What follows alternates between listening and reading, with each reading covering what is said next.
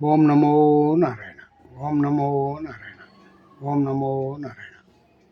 ಈಗ ನಾಗೇಂದ್ರನ ವಜಾ ಮಾಡುವ ಪ್ರಶ್ನೆ ಇಲ್ಲ ಅಂತ ಕಾಂಗ್ರೆಸ್ನವರು ಹೇಳ್ತಾ ಇದ್ದಾರೆ. ಕಾಂಗ್ರೆಸ್ನವರು ನಾಗೇಂದ್ರನ ವಜಾ ಮಾಡಿಲ್ಲ ಅಂದರೆ ಬಿ ಸಿ ಅವ್ರ ಪೇರು ಬಿಟ್ಬಿಡ್ತಾರಾ? ಬಿಡಲ್ಲ. ಈಗಾಗಲೇ 4 ದಿನದಿಂದ ಒಂದಲ್ಲ ಒಂದು ರೀತಿ ಚರ್ಚೆ ಮಾಡಿಕೊಂಡು ಸದನ ನಡೀದಿದ್ದಂಗೆ ಏನು ಬೇಕೋ ಅದನ್ನೆಲ್ಲ ಮಾಡ್ತಾ ಇದ್ದಾರೆ. ಆದರೆ ಅದು ಅವ್ರಿಗಿನ್ನೂ ಬಿಸಿ ಮುಟ್ಟಿಲ್ಲ. ನೋಡೋಣ ಇನ್ನು ಎಷ್ಟು ದಿನ ಈ ಥರ ನಡೀತದೆ ಏನು ಅಂತ. ಆಗಲೇ ನಾಗೇಂದ್ರನ ಬಿ ಜೆ ಪಿಗೆ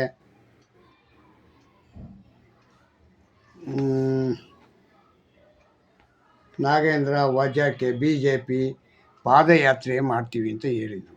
ಆ ಪಾದಯಾತ್ರೆಯೂ ಕೂಡ ಡೌಟ್ ಆಗ್ಬಿಟ್ಟಿದೆ, ಮಾಡ್ತಾರೋ ಇಲ್ವೋ ಗೊತ್ತಿಲ್ಲ. ಯಾಕೆಂದರೆ ಹಂಗೆ ಏರೋ ಧ್ವನಿಯಲ್ಲಿ ಹೇಳಿದವರು ಈಗ ಸದ್ದಿಲ್ಲದೆ ಪುಸ್ಸಾಗಿ ಕೂತಿದ್ದಾರೆ. ನಾಗೇಂದ್ರನ ವಜಾ ಮಾಡಲಿಲ್ಲ ಹಂಗಂತಂದರೆ ಯಾರು ದುಡ್ಡು ತಿಂದ ಅದಕ್ಕೋಸ್ಕರ ವಜಾ ಮಾಡಿ ಅಂತ ಕೇಳ್ತಾ ಹೋದ್ದಾರೆ. ಅವರು ಒಬ್ಬ ದಲಿತ, ಎಸ್ ಟಿ ಅಂತ ಹೇಳ್ಕೊತಾರೆ. ಎಸ್ ಟಿ ಅಂತ ಹೇಳ್ಬಿಟ್ಟು ಎಸ್ ಟಿ ದುಡ್ಡನ್ನೇ ತಿಂದವರಲ್ಲ ನಾಗೇಂದ್ರ ಅವರು. ಇವ್ರನ್ನ ಏನು ಅನ್ಬೇಕು? ದುಡ್ಡು ತಿನ್ನೋವರೆಗೂ ಎಸ್ ಟಿ ನನ್ನ ದುಡ್ಡಿಗ ನಾನು ತಿನ್ನಬೇಡ್ದು, ನಮ್ಮ ಜಾತಿಯವ್ರ ದುಡ್ಡಿಗ ನಾನು ಈ ಥರ ನಡ್ಕೋಬೇಕು ಅಂತ ಯೋಚನೆ ಮಾಡಲಿಲ್ವೇ? ಅದ್ಯಾವುದು ಯೋಚನೆ ಇಲ್ಲ. ಈಗ ನಾನು ದಲಿತ, ನನ್ನನೀಗ ಬೇಕು ಅಂತಲೇ ತೊಂದರೆ ಕೊಡ್ತಾ ಇದ್ದಾರೆ, ನನಗೆ ಮಂತ್ರಿ ಸ್ಥಾನನೀಗ ಕಿತ್ಕೋತಾ ಇದ್ದಾರೆ. ಯಾಕೆ ಕಿತ್ಕೋತಾ ಇದ್ದಾರೆ ಅಂತ ಗೊತ್ತಿಲ್ವಾ? ಅಲ್ಲಪ್ಪ, ನೀನು ಎಸ್ ಟಿ ದುಡ್ಡನ್ನೇ ತಿಂದು ಗುಳುಮ್ ಮಾಡಿದ್ಯಾ.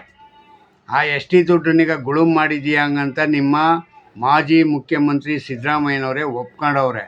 ಹೌದು, ಇಲ್ಲ 189 ಕೋಟಿ ಹಂಗೆ ಹಿಂಗೆ ಅಂತೆಲ್ಲ ಹೇಳಿ ಕಡೆಗೆ ಲಾಸ್ಟ್ಗೆ 89 ಕೋಟಿ ಕತೆ ಹೇಳಿದ್ರು. ಅರ್ಥ ಆಯ್ತಾ? 106 ಕೋಟಿ ಕತೆ ಇದ್ದಿದ್ದನೀಗ ತಗೊಂಬಂದು ಲಾಸ್ಟ್ಗೆ ಈಗ ಕಮ್ಮಿ ಮಾಡಿ ಇಲ್ಲಿಗೆ ತಂದು ನಿಲ್ಲಿಸವ್ರೆ. ಅದನ್ನೀಗ ಹೋಗಲಿ ರಿಕವರಿ ಮಾಡವ್ರಾ? ರಿಕವರಿನೂ ಆಗಲಿಲ್ಲ. ಯಾಕೆ ರಿಕವರಿ ಆಗಲಿಲ್ಲ? ಮತ್ತಿನ್ನೇನು ಮಾಡ್ತೀರಾ ಅಂತ ಅಧಿಕಾರಿಗಳು? ಅಧಿಕಾರಿಗಳು ಈಗ ಆರ್ ಅಶೋಕ್ ಅವರು ಹೇಳ್ತಾಯಿದ್ರು, ಇವರು 1 ಕೇಸು 2 ಕೇಸು ಅಲ್ಲ ಇರೋದು, ನಾಗೇಂದ್ರದು ಸುಮಾರು 24 ಕೇಸ್ಗಳಿದೆ ಅಂತ. 24 ಕೇಸ್ಗಳೈತೆ. ಇವ್ರನ್ನ ಯಾವುದೇ ಕಾರಣಕ್ಕೆ ಇವ್ರನ್ನ ಮಂತ್ರಿ ಪದವಿಯಿಂದ ಮುಂದರಿಬಾರ್ದು, ಹಂಗೆ ಹಿಂಗೆ ಅಂತೆಲ್ಲ ಹೇಳ್ತಾ ಇದ್ದಾರೆ. ಆದರೆ ಪರಮೇಶ್ವರ್ ಅವರು ಹೇಳ್ತಾ ಇದ್ದಾರೆ, ಇಲ್ಲ ಯಾವ ಕೇಸು ಆಗಿಲ್ಲ, ಯಾವುದು ರುಜುವಾತಾಗಿಲ್ಲ. ರುಜುವಾತು ಆಗೋದಿಲ್ಲ ಸ್ವಾಮಿ, ಆರೋಪ ಇದೆಯಲ್ವಾ? ಆರೋಪನೀಗ ಏನು ಅನ್ಕೋಬೇಕು? ಅದು ಆರೋಪನೇ ಮಾಡೋಂಗಿಲ್ಲ ಹಂಗಾರೆ ಯಾರೂ. ನೀನು ತಪ್ಪು ಮಾಡ್ತಾ ಇದೀಯ ಅಂತ ಹೇಳೋಂಗೇ ಇಲ್ಲ, ನೀನು ತಪ್ಪು ಮಾಡಿದ್ದೀಯ ಅಂತ ಹೇಳೋಂಗೇ ಇಲ್ಲ. ಹಂಗಾರೆ ನೀನು ತಿಂತಾಯಿದ್ರೆ ನೀನು ತಿನ್ಕೊಂಡು ಹೋಗು, ಗುಳುಮ್ ಮಾಡ್ಕೋತಾ ಇರು ಹಂಗಂತ. ಅದರಲ್ಲಿ ಹೇಳ್ತಾ ಇರೋದೇನು, ಏನೋ ನಾಗೇಂದ್ರ ತಿಂದಿರೋ ದುಡ್ಡನ್ನೀಗ ಯಾರು ತಿಂದರು ಅಂತ ಹೇಳ್ತಾವ್ರೆ. ಈಗ ಯಾರಿಗೆ ಕೊಟ್ಟಿದ್ದೀರ ನೀವು? ರಾಹುಲ್ ಗಾಂಧಿ ಕೊಟ್ಟಿರಬೇಕು. ಅದಕ್ಕೋಸ್ಕರ ನೀವು ಇದನ್ನೀಗ ಮುಚ್ಚಿಡೋಕ್ಕೆ ಏನು ಬೇಕೋ ಅದನ್ನೆಲ್ಲ ತಯಾರಿ ಮಾಡ್ತಾಯಿದ್ದೀರಾ ಹಂಗಂತ. ಮತ್ತು ಭಾಗ್ಯಲಕ್ಷ್ಮಿ ಮತ್ತು ಏನು ಭಾಗ್ಯಲಕ್ಷ್ಮಿ ಅದೇನೇನು ಲಕ್ಷ್ಮಿಗಳಿದ್ವಲ್ಲಪ್ಪ, ಆ ಲಕ್ಷ್ಮಿಗಳ ದುಡ್ಡೆಲ್ಲ ಏನಾಯಿತು?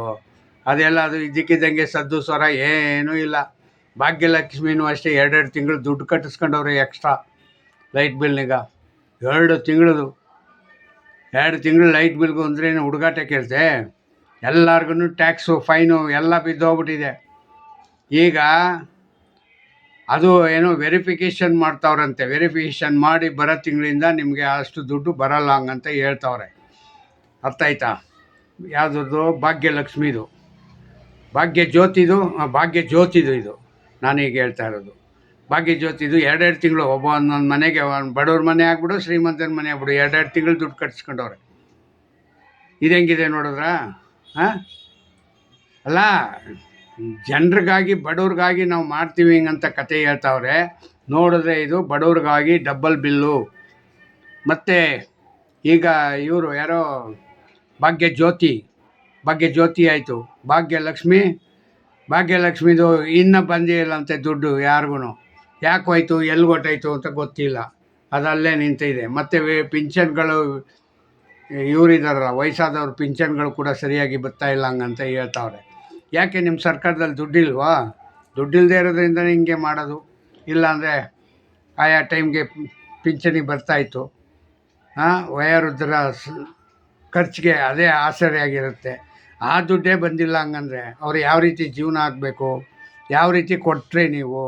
ಹಿಂದಿನ ಸರ್ಕಾರಗಳೆಲ್ಲ ಕೊಟ್ಟು ಈಗಿನ ಸರ್ಕಾರ ಕೊಡಲ್ಲ ಹಂಗಂದರೆ ಹೆಂಗೆ ಇದು? ಹೇಳಿ. ಹಿಂದಿನ ಸರ್ಕಾರದಲ್ಲಿ ಎಲ್ಲನೂ ಯಾವುದು ತಪ್ಪದೆ ಒಂದು ಲೆಕ್ಕನೂ ಹೆಚ್ಚು ಕಡಿಮೆ ಆಗದೆ ಬಂತು. ಈಗ ಯಾಕೆ ನಿಂತೋಯ್ತು? ಮತ್ತು ಈಗ ಏನಾಗಿದೆ ಅಂತಂದರೆ ಕಾಶ್ಮೀರ ಭಾರತದ್ದು ಅಂತ ಹೇಳ್ತಾ ಇದ್ದಾರೆ ಯಾರು ಅಮೇರಿಕದವರು. ಕಾಶ್ಮೀರ ಭಾರತದ, ಹೌದು ಕಾಶ್ಮೀರ ಭಾರತದ್ದೇ, ಯಾರಿಲ್ಲ ಅಂತ ಹೇಳಿದ್ದು. ಮತ್ತು ನಕಲಿ ಔಷಧ ತನಿಖೆ SIT ರಚನೆ ಮಾಡಿದ್ದಾರೆ. ನಕಲಿ ಔಷಧ ಅಲ್ಲ ರೀ, ಒಬ್ಬ ರೋಗಿನಿಗೆ ಸುಧಾರಣೆ ಮಾಡಬೇಕು ಅಂತ ತಯಾರು ಮಾಡಬೇಕು ಅಂತ ಹೇಳ್ದಂಥದ್ದು ಈಗ ಅದನ್ನೀಗ ವಿರುದ್ಧವಾಗಿ ಯಾವುದೋ ಔಷಧಿನಿಗ ಯಾವುದೋ ಇದಕ್ಕೆ ಹಾಕಿದ್ರೆ ನಾಳೆ ದಿವಸ ಜನರು ಸಾಯಿಸೋಕ್ಕೇನು ಬೇಕೋ ಅದನ್ನೆಲ್ಲ ಮಾಡ್ತಿರಲ್ಲ. ಸಂಪಾದನೆ ಮುಖ್ಯ ಆಯ್ತಲ್ಲ ನಿಮಗೆ. ನಿಮ್ಮನ್ನು ಏನಂತ ಅಂದ್ಕೊಂಡು ಹೇಳ್ಬೇಕು ಹೇಳಿ? ನಿಮ್ಗೆ ಸಂಪಾದನೆ ಒಂದು ಆಗಿಬಿಟ್ರೆ ಸಾಕು, ಯಾವುದರಿಂದನಾರು ಬರಲಿ, ಒಟ್ಟಿನಲ್ಲಿ ಸಂಪಾದನೆ ಮಾಡಬೇಕು. ನಿಮ್ಮನ್ನೆಲ್ಲ ಗಲ್ಲಿಗೇರಿಸ್ಬೇಕು. ಈ ಥರ ಎಲ್ಲ ಮೋಸ ಮಾಡಿ ಜನರುಗಳಿಗೆಲ್ಲ ಆಹಾರದಲ್ಲಿ ಮತ್ತು ದಿನನಿತ್ಯ ಬಳಕೆ ಮಾಡುವಂಥ ವಸ್ತುಗಳನ್ನೀಗ ಡೂಪ್ಲಿಕೇಟ್ ಮಾಡೋರ ಮೇಲೆ ಸರ್ಕಾರ ಏನು ಮಾಡಬೇಕು? ಅವ್ರಿಗೆ ಅರೆಸ್ಟ್ ಮಾಡಿ ಅವ್ರಿಗೆ ಜೀವಾವಧಿ ಶಿಕ್ಷೆ ಇಲ್ಲ ಹಂಗಂತಂದರೆ ಗಲ್ಲಿಗೇರಿಸ್ಬಿಡ್ಬೇಕು. ಆವಾಗ ಇನ್ನೊಂದು ಸತಿ ಇನ್ನೊಬ್ಬ ಮಾಡಲ್ಲ. ಇಲ್ಲಾಂದರೆ ಎಲ್ಲದರಲ್ಲೂ ಡೂಪ್ಲಿಕೇಟ್ ಇದೆ. ಅರ್ಶಿನ, ಕುಂಕುಮ, ಊಟ, ತಿಂಡಿ ಎಲ್ಲ ಡೂಪ್ಲಿಕೇಟು. ಯಾವುದು ಡೂಪ್ಲಿಕೇಟ್ ಇಲ್ಲ. ಡೂಪ್ಲಿಕೇಟ್ ಇಲ್ಲದೆ ಇರತಕ್ಕಂಥ ವಸ್ತುನೇ ಇಲ್ಲ ಯಾವುದೂ. ಆ ಥರ ಆಗಿದೆ ಈಗ. ಮತ್ತು ಯಾರು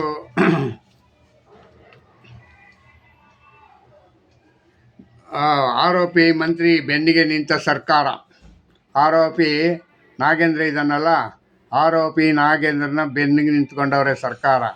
ಈ ಸರ್ಕಾರಕ್ಕೆ ಮಾನ ಮರ್ಯಾದೆ ನಾಚಿಕೆ ಏನಾದ್ರು ಇದೆಯಾ? ಏನೂ ಇರಲ್ಲ. ಯಾಕೆ ಹೇಳಿ?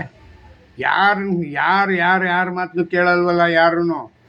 ಹೌದು, ಸಹಜವಾಗಿ ನಾವು ಒಂದಷ್ಟು ಪ್ರಕ್ರಿಯೆಗಳು ಮಾಡೋಣ, ನಾವು ಈ ಥರ ನಡ್ಕೊಳ್ಳೋಣ ಎಲ್ಲ ಹೇಳಬೇಕು. ನಮ್ಮ DK ಶಿವಕುಮಾರ್ ಹೇಳ್ತಿದ್ರು, ₹1 ಒಬ್ಬರಿಗೆ ಅನ್ಯಾಯ ಮಾಡಲ್ಲ ನಾನು, ₹1 ನಾನು ಯಾರ್ದು ಮಿಸ್ಯೂಸ್ ಮಾಡಿಬಿಡಲ್ಲ, ಮತ್ತು ಲಂಚ ಅನ್ನೋದನ್ನೇ ನಿಲ್ಲಿಸ್ಬಿಡ್ತೀನಿ, ನಿರ್ಮೂಲನೆ ಮಾಡಿಬಿಡ್ತೀನಿ ಅಂದರು. ಇದೇನಿದು ನಾಗೇಂದ್ರ ಅವ್ರು ಮಾಡಿದ್ದೇನು ಲಂಚ ಅಲ್ವಾ? ಇನ್ನೇನದು ಮಂಚನಾ? ಏನು ರೀ DK ಶಿವಕುಮಾರ್ ಅವರೇ, ನೀವೂ ಯೋಚನೆ ಇಲ್ಲದೆ ಯಾವುದು ತಳ ಬುಡ ಏನು ಲೆಕ್ಕ ಇಲ್ಲದೆ ಹೇಳ್ತೀರಂಗಂದ್ರೆ ನಮ್ಮನ್ನ ಯಾರು ಮಾತು ನಂಬಬೇಕು ಹೇಳಿ? ಅಲ್ಲೋಗಿ ಚೆನ್ನೈಯಲ್ಲಿ ಇವ್ರಿಗೆ ಅಮಿತ್ ಶಾ ಹತ್ರ ಮಾತಾಡ್ತಾ ಇದ್ದೀರಾ. ನಮ್ಮ ಸೌತ್ ನಿಮ್ಮದು ನೋಡ್ಕೊಳ್ರಿ, ನಿಮ್ಮ ರಾಜ್ಯಕ್ಕೆ ಏನು ಅನ್ಯಾಯ ಆಯಿತು ಅಂತ ಗುರುತರವಾಗಿರ್ತಕ್ಕಂಥದ್ದು ಒಂದು ವಿಷಯದಲ್ಲಿ ಇಂಥದ್ದು ನನಗೆ ಬಂದಿಲ್ಲ ಅಂತ ಕೇಳಿ ಸೆಂಟ್ರಲ್ ಗೌರ್ಮೆಂಟ್ಗೆ. ಭಾರತ ದೇಶದಲ್ಲಿ ಸೌತು ಬೇರೆನ ಯಾವುದೇ ಬೇರೆ ರೀ, ಯಾರನ್ನೂ ಬೇರೆ ಮಾಡೋಕ್ಕಲ್ಲ. ಇದು ಸಂಯುಕ್ತ ಒಕ್ಕೂಟದಲ್ಲಿ ಇರ್ತಕ್ಕಂಥ ಸಂದರ್ಭದಲ್ಲಿ ಪ್ರತಿಯೊಬ್ಬರೂ ಒಕ್ಕೂಟಕ್ಕೆ ತಕ್ಕಂತೆ ನಡ್ಕೊಳ್ಬೇಕಾಗತ್ತೆ. ಅರ್ಥ ಆಯ್ತಾ? ಸಂಯುಕ್ತ ಒಕ್ಕೂಟ ಇದು. 30 ರಾಜ್ಯಗಳೇನು ಬೇರೆ ಅಲ್ಲ, ಎಲ್ಲನೂ ಒಟ್ಟುಗೂಡಿಸ್ಕೊಂಡು ನಡೆಸ್ಕೊಂಡು ಕರ್ಕೊಂಡು ಹೋಗ್ತಾ ಇರುವಾಗ ಇಂಥದ್ದೇ ತಪ್ಪಾಯಿತು ಅಂತ ಕೇಳಿ DK ಶಿವಕುಮಾರ್ ಅವರೇ. ಅದು ಬಿಟ್ಬಿಟ್ಟು ಇಂಥದ್ದು ತಪ್ಪಾಗಿದೆ ಅಂತೇನಿಲ್ಲ. ಸೌತ್ಗಳಿಗೆ ನಮಗೆ ಮೋಸ ಮಾಡ್ತಾ ಇದ್ದೀರಾ. ಏನು ಮೋಸ ಮಾಡ್ತಾ ಇದ್ದಾರಪ್ಪ? ಅವನು ಯಾರ ಪಾಪ, ಅವನು ಎಲ್ಬೋರ್ಡ್ ಅಂತ ಇದ್ದೆ, ಎಲ್ಬೋರ್ಡ್ನ ವಿಷಯ ಕೇಳ್ದ, ಅವನು ಹೆಂಗೆ ಸುಧಾರಣೆ ಮಾಡಿಕೊಂಡು ರಾಜ್ಯನಿಗ ನಡೆಸ್ಕೊಳ್ಳೋಕೆ ಏನೇನು ಬೇಕು, ಯಾವ ರೀತಿ ಸ್ಟೆಪ್ ಹಾಕ್ಕೊಂಡಿದ್ದಾರೆ ಹೆಂಗಂತ ಅವನಿಗೂ ಇದನ್ನ ಒಂದು ಹೇಳ್ಕೊಟ್ಟು ಅವನ್ನ ಮತ್ತೆ ನಿಮ್ಮ ದಾರಿ ಕರ್ಕೊಳ್ಳೋದು ಅಲ್ವಾ? ಎಂತೆಂಥವ್ರು ಇದ್ದೀರಿ ನೀವು ಜಗತ್ತಲ್ಲಿ ರೀ. DK ಶಿವಕುಮಾರ್, ನೀನು ಯಾವ್ಯಾವ ರೀತಿ ಯಾವ್ಯಾವ ಬಣ್ಣ ಆಟ ಆಡ್ತೀಯ ಅಂತ ನಮಗೇನು ಗೊತ್ತಾಗಲ್ಲ ಅಂದ್ಕೊಂಬಿಟ್ಟಿದ್ಯಾ? ನಾವು 40 ವರ್ಷದಿಂದ ನಿಮ್ಮನ್ನು ನೋಡ್ಕೊಂಬಂದಿದ್ದೀವಿ ಸ್ವಾಮಿ. ಅರ್ಥ ಆಯ್ತಾ? ಇದ್ದಾಗ ಒಂದು, ಇಲ್ಲದಿದ್ದಾಗ ಒಂದು. ನಿನ್ನ ಹತ್ರ ದುಡ್ಡು ಇಲ್ಲದಿದ್ದಾಗ ಹೆಂಗಿದ್ದೆ? ಬಾಲ ಮುದುರ್ಕೊಂಡಿದ್ದೆ. ತಗೊಳಪ್ಪ, ಅಲ್ಲಿ SM ಕೃಷ್ಣನ್ ಜೊತೆ ಮಂತ್ರಿ ಆಗಿಬಿಟ್ಟೆ, ಅಲ್ಲಿಂದ ಶುರುವಾಯಿತು ನೋಡಪ್ಪ ನಿನಗೆ ಯೋಗ. ಮಂತ್ರಿ ಆಗಿದ್ದು ತಗೋ, ಅಲ್ಲಿಗೆ ದುಡ್ಡು ₹1 ಮೇಲೆ ₹2 ಅಂತ ಕೋಟಿ ಶುರುವಾಯಿತು, ಲಕ್ಷಗಳಾಯಿತು. ಯಾವುದು ದುಡ್ಡು ಇವೆಲ್ಲ? ಎಲ್ಲ ಅದೇ SM ಕೃಷ್ಣನ ಚೇಲ ಇದ್ದಂಗಿದ್ದು ಅವ್ರಿಗೆ ಮಾಡಬೇಕಾಗಿರೋ ದುಡ್ಡೆಲ್ಲ ನೀವೇ ಮಾಡ್ಕೊಂಡು ನೀವು ಯಾಕೆ ಕೂತಿರ್ಬಾರ್ದು? ಹಿಂಗೆ ಬೆಳೆಸಿರೋಂಥದ್ದು. ಮತ್ತು ವ್ಯಾಪಾರ ಮಾಡಿದ್ರಿ ಬಂಡೆ ವ್ಯಾಪಾರ, ಕಲ್ಲು ವ್ಯಾಪಾರ ಯಾರೂ ಮಾಡೋಕ್ಕಾಗ್ತಾ ಇರಲಿಲ್ಲ. ಕೆಲವು ಕಡೆಗೆಲ್ಲ ಲೈಸೆನ್ಸ್ ಸಿಗ್ತಾ ಇರಲಿಲ್ಲ. ನಿಮ್ಗೆ ಲೈಸೆನ್ಸ್ ಸಿಕ್ತು, ಮಾಡಿಕೊಂಡ್ರಿ, ಒಳ್ಳೆ ಮಜಬೂರಾಗಿ ಜೀವನ ಸಾಗಿಸ್ತಾ ಇದ್ದೀರಾ. ಮತ್ತು ಇನ್ನೇನು ಬೇಕಾಗಿದೆ ನಿಮಗೆ? ಇನ್ನೇನಪ್ಪ ಬೇಕಾಗಿದೆ? ಇನ್ನೇನಕ್ಕೋಸ್ಕರ ನೀವು ಮುಖ್ಯಮಂತ್ರಿ ಆದರೆ ಹೇಳಪ್ಪ. ಹಾಂ, ಮುಖ್ಯಮಂತ್ರಿ ಆದಮೇಲೆ ನೀವು ಅದಲ್ಲೇ ಹೇಳ್ತಾ ಇದ್ದೀರಾ, ನಾನು ದಾನ ಸೂರಕರ್ಣ, ನಾನು ಧರ್ಮರಾಯ, ನಾನು ಹಂಗೆ ಹಿಂಗೆ ಅಂತೆಲ್ಲ ಹೇಳ್ತಿರಲ್ಲ. ಒಂದೇ ಒಂದು ಕೆಲಸ ಏನೇನು ಮಾಡಬೇಡಿ ನೀವು. 1500 ಕೋಟಿನ 1700 ಕೋಟಿನೋ ಹೇಳ್ತಾ ಇದ್ದೀರಲ್ವ. 1500 ಬೇಡ, 1700 ಬೇಡ, ಒಂದು 500 ಕೋಟಿನೀಗ ಬಡವ್ರಿಗಾಗಿ ದಾನ ಮಾಡಿಬಿಡಪ್ಪ. ನಿನ್ನನ್ನು ಎಲ್ಲರ ಮನೆಯವರು ಫೋಟೋ ಇಟ್ಕೊಂಡು ಪೂಜೆ ಮಾಡಿಬಿಡ್ತೀವಿ. ಆವಾಗ ಹೌದು, ಇವರು ದಾನಸೂರ ಕರ್ಣನೇ, ಇವ್ರಿಗೆ ಧರ್ಮದ ಹಾದಿಯಲ್ಲಿ ಪಂಚಪಾಂಡವರ ಇದು ಆಶೀರ್ವಾದ ಇದೆ. ಕೃಷ್ಣನ್ ಬೇರೆ, ಅವನು ಬೇರೆ, ಕೃಷ್ಣ ಬೇರೆ. ಕೃಷ್ಣ ದೃಷ್ಟಿ ಬಿಟ್ಟರೆ ಏನಾಯ್ತಿ ಅಂತ ಗೊತ್ತಿಲ್ಲ ನಿನಗೆ. 100 ತಪ್ಪಾಗೋರ್ಗೂ ಕಾಯ್ತಾನೆ ಪ್ರತಿಯೊಬ್ಬರಿಗೂ. ಶಿಶುಪಾಲನ ಕತೆ ಗೊತ್ತಲ್ಲ, ಡಿ ಕೆ ಶಿವಕುಮಾರ್ ಅವರೇ, ಶಿಶುಪಾಲನ ಕತೆ ಕೇಳಿದ್ದೀರಾ? ಶ್ರೀಕೃಷ್ಣ 100 ತಪ್ಪಾಗಲಿ, ಆಮೇಲೆ ಇವನಿಗೆ ಕತೆ ಹೇಳೋಣ ಅಂತ ಕಾಯ್ತಾ ಇರ್ತಾನೆ. 100 ತಪ್ಪಾಗಿದ್ದ ತಕ್ಷಣವೇ ನಿನ್ನನ್ನು ಎಲ್ಲಿ ಕಳಿಸ್ಬೇಕು ಅಲ್ಲಿ ಕಳಿಸ್ಬಿಡ್ತಾನೆ. ನಿನ್ನೂ ಕಳಿಸ್ತಾನೆ, ನನ್ನೂ ಕಳಿಸ್ತಾನೆ. ನನ್ನೇನು ಬಿಟ್ಟುಕೊಳ್ಳಲ್ಲ.